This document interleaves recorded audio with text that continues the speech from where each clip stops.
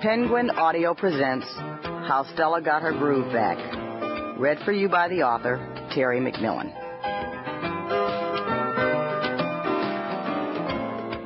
I hadn't planned on going anywhere.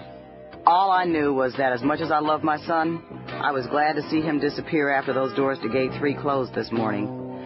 Quincy's on his way to Colorado Springs to visit his daddy, and now I have the house all to myself. Finally, some peace and quiet. And 3 whole weeks of it. Of course, there are a million things I want to do, and now I can do them without hearing, "Mom, can I?" every 15 seconds. Thank God it's Saturday, and thank God it's summertime. School's out. No more 3-day-a-week Little League practice, rain or shine.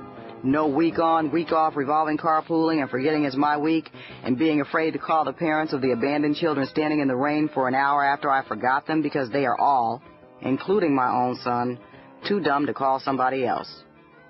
And thank the Lord there's nowhere I have to be. No can't wait portfolios to review, and I don't have to pay any attention to any of the 4 computers in my office. I mean, I can actually be offline for a change, and I have no meetings, no planes to catch, nada. I look around the house and realize that the housekeeper does a pretty good job of keeping it clean. He fixes everything that breaks around here, and since he is ultra-religious, and I think maybe even a Buddhist, out of respect, I sort of watch my mouth in my own home. He cleans under and behind everything, which is the main reason I have no Saturday morning cleaning to do, unlike most of the women in my neighborhood. I believe from the bottom of my heart that dusting, polishing, and vacuuming are entirely too tedious, never-ending, and boring tasks, and I could go on, but there are so many other things I would rather be doing, which is why I hired Paco in the first place. He is worth the money.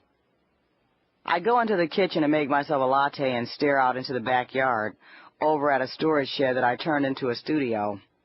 But, of course, that was when I used to be this creative person, and I had energy and a thriving spirit, and I would design and conceive and sometimes actually manufacture what I used to call functional sculpture, a.k.a. handcrafted furniture that people, in fact, solicited and paid me real money to make for them out of everything from aluminum, copper, steel, wood, whatever.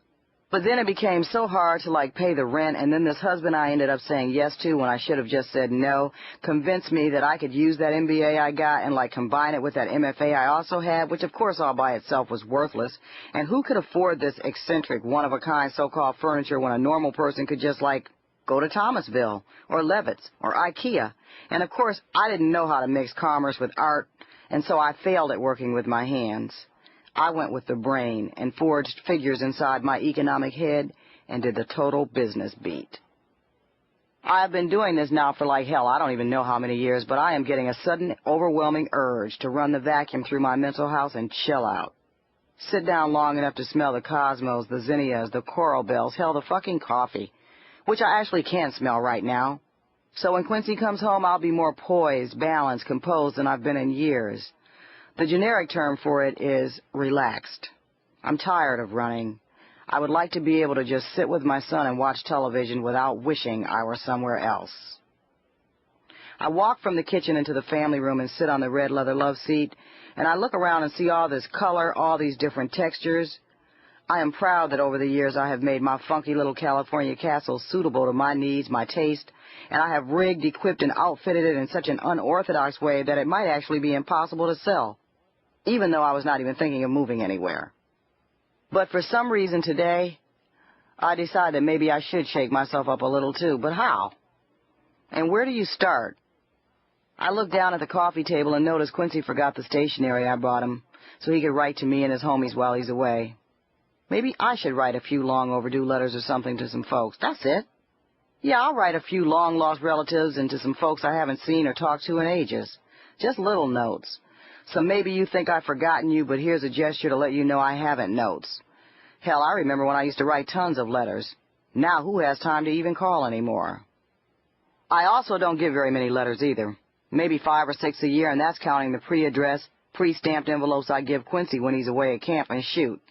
I know at least 1,000 people, and at least 500 of them live more than 500 miles away.